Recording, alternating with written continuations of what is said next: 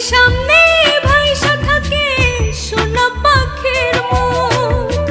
দূর প্রবাসী একলা থাকে, কষ্ট লাগে খুব। চোখের সামনে ভাইসা থাকে সোনা পাখির মুখ। তার লাগে ছটফট